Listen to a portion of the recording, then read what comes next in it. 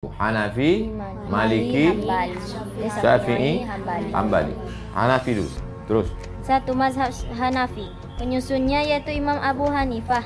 Beliau dilahirkan pada tahun 80 Hijrah dan meninggal dunia di Baghdad. Baghdad dalam kurung Irak. Terus Pada tahun 150 Hijriah. Beliau belajar di Kufah. Kufah dalam kurung Irak.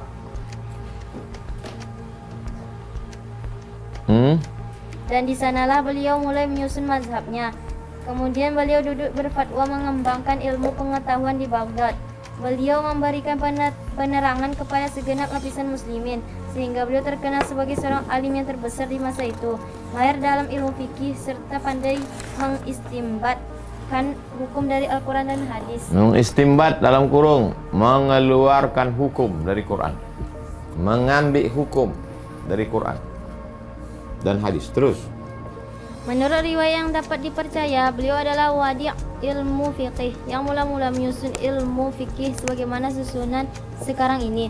Beberapa ulama telah bergaul dengan Abu Hanifah.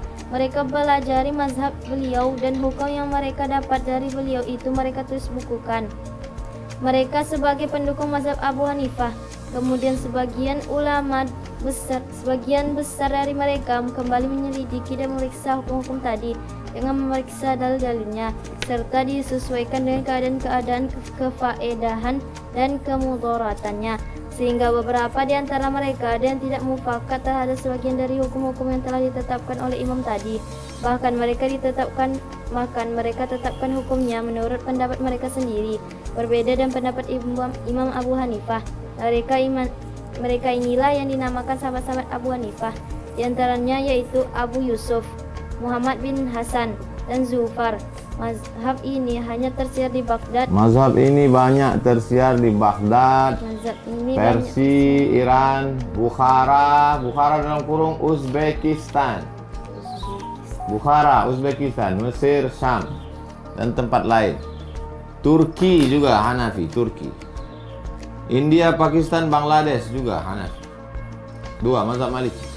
2. Mazhab Maliki. Nama penyusunnya adalah Malik bin Anas al-Asbahi. Beliau dilahirkan tahun 93 Hijriah dan meninggal dunia dalam bulan Safar tahun 170 Hijriah. Beliau belajar di Madinah dan di sana meninggal 179. Salah tuh, tulis. Salah ketik dia. 179. Terus.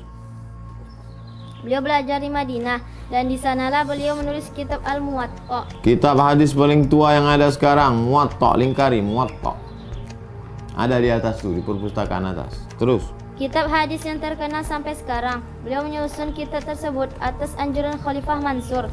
Ketika beliau bertemu pada waktu menunaikan ibadah haji, beliau menyusun mazhabnya atas 4 dasar: kitab suci, sunnah Rasul, ijma' dan qiyas.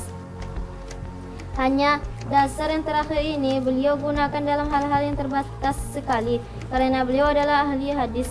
Beliau berkata, "Sesungguhnya saya sebagai manusia biasa, kadang-kadang betul dan kadang-kadang salah. Maka hendaklah kamu periksa dan kamu selidiki pendapat-pendapatku itu. Mana yang sesuai dengan sunnah, ambillah." Imam Malik adalah ahli fikih dan hadis. Pada masanya, beliau terbilang paling berpengaruh di seluruh Hijaz. Hijaz dalam kurung Makkah, Madinah. Jadi kalau ditanya orang di mana Hijaz itu, Makkah, Madinah. Terus. Orang menyebut beliau Sayyid Fuqaha al-Hijaz, pemimpin ahli fikih di seluruh daerah Hijaz. Beliau mempunyai banyak sahabat murid, di antaranya yang terkemuka ialah Muhammad bin Idris bin Syafi'i, Al-Laisi bin Sa'ad, Abu Ishaq al-Farazi. Pengikut mazhab ini yang terbanyak terdapat di Tunisia, Tripoli dalam kurung Libya, Maghribi dalam kurung Maroko. Itu yang atas itu semuanya ada di ujung. Maroko, samping Maroko, Aljazair, samping Aljazair, Tunisia samping Tunisia, Libya. Itu Maliki. Enggak, Mesir campur, banyak Syafi'i. Karena Imam Syafi'i kuburnya di Mesir. Setelah Mesir, Libya, Tunisia, Aljazair, Maroko, ke bawah Mauritania, Andalusia, Maliki rata-rata. Terus. 3. Mazhab Syafi'i. Nama penyusunnya yaitu Muhammad bin Idris bin Syafi'i, keturunan bangsa Quraisy. Beliau dilahirkan di Khuzah, Gaza, dalam kurung Gaza. Di mana Gaza? Palestina, jalur Gaza. Terus tahun 150 Hijriah dan meninggal dunia di Mesir tahun 204 Hijriah. Sewaktu berumur 7 tahun, beliau telah hafal Al-Quran. Setelah berumur 10 tahun, beliau hafal Al-Muwatta, kitab guru beliau, Imam Malik. Setelah beliau berumur 20 tahun, beliau mendapat izin dari gurunya, Muslim bin Khalid, untuk berfatwa. Kata Ali bin Utsman, saya tidak pernah melihat seseorang yang lebih pintar daripada Syafi'i. Sesungguhnya tidak ada seorang pun yang menyamainya di masa itu. Ia pintar dalam segala pengetahuan, sehingga bila ia melontarkan anak panah, dapat dijamin 90% akan mengenai sasarannya. kalau memanah dia 90% kena.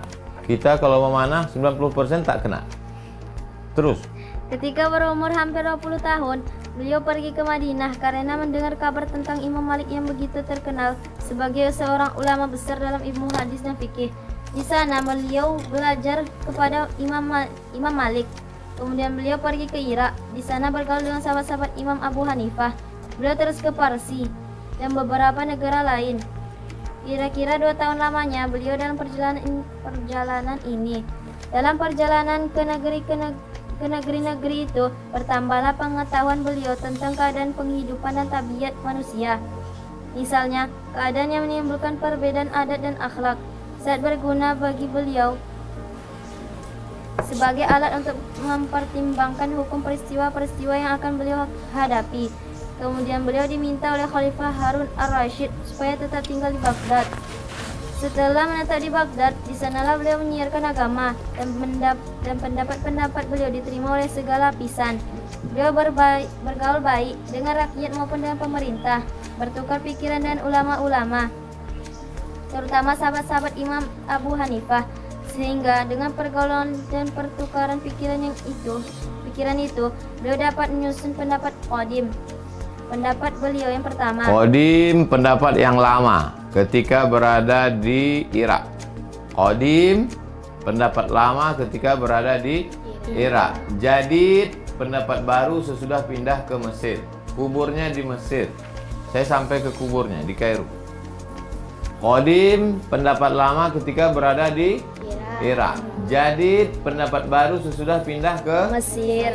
Kemudian beliau kembali ke Makkah hingga tahun 198 Hijrah. Pada tahun itu beliau pula pergi ke Mesir. Di sana beliau menyusun pendapat beliau yang baru, namanya Qaulul Jadid.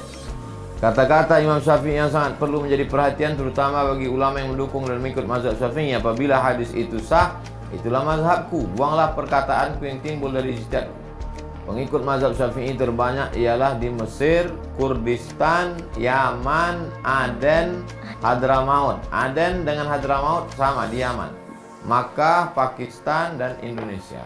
Malaysia, Brunei Darussalam, Singapura, Thailand, Patani Selatan, Moro, Filipina. Semua Asia Tenggara ini Syafi'i. Karena ulama yang datang kemari bermazhab Syafi'i. Terus 4. Mazhab Hanbali. Nama penyusunnya ialah Ahmad bin Muhammad bin Hanbal bin Hilal. Beliau dilahirkan di Baghdad dan meninggal dunia pada hari Jumat tanggal 12 Rabiul Awal tahun 241 Hijriah. Semenjak kecil beliau belajar di Baghdad, Syam, Hijaz, dan Yaman. Beliau adalah murid Imam Syafi'i. Syafi'i memuji beliau, katanya, saya keluar dari Baghdad, tidak saya tinggalkan di sana seorang yang lebih takwa, lebih wara, dan lebih alim selain Ahmad bin Hanbal yang sungguh banyak menghafal hadis. Murid beliau banyak yang terkemuka, diantaranya yaitu Bukhari dan Muslim. Bukhari yang menulis kitab Sahih Bukhari, Sahih Muslim, Imam Muslim. Beliau berpegang teguh pada fatwa sahabat apabila tidak ada nas. Beliau menyusun mazhabnya atas 4 dasar. Pertama, Quran hadis. Dalam soal yang beliau hadapi, beliau selidiki ada atau tidaknya nas. Kalau ada nas, beliau fatwa menurut nas. Dasar kedua, fatwa sahabat. Dalam satu peristiwa, apabila tidak ada nas yang bersangkutan dengan peristiwa itu, beliau cari fatwa sahabat. Sahabat siapa maksudnya? Sahabat Nabi. Apabila ada fatwa dari seorang sahabat, sedangkan beliau tak melihat bantahannya dari sahabat lain, beliau hukum peristiwa itu menurut fatwa sahabat. Jika fatwa itu berbeda antara beberapa sahabat, beliau pilih yang lebih dekat kepada kitab dan sunnah. Dasar ketiga ialah hadis mursal atau lemah apabila tidak bertentangan dengan dalil yang lain. Dasar keempat qiyas. Beliau tidak memakai qiyas kecuali apabila tak ada jalan lain, baru pakai qiyas. Beliau sangat hati-hati dalam melahirkan fatwa apabila tidak ada nas dan asar sahabat. Kemungkinan besar karena sangat hati-hatinya beliau menjalankan fatwa itulah menyebabkan lambatnya mazhab beliau tersiar daerah yang jauh. Apalagi murid-murid beliau pun sangat hati-hati pula. Mula-mula mazhab ini tersiar di Baghdad, kemudian berangsur-angsur keluar daerah. Sekarang yang terbanyak pengikutnya di Hijaz, Makkah, Madinah.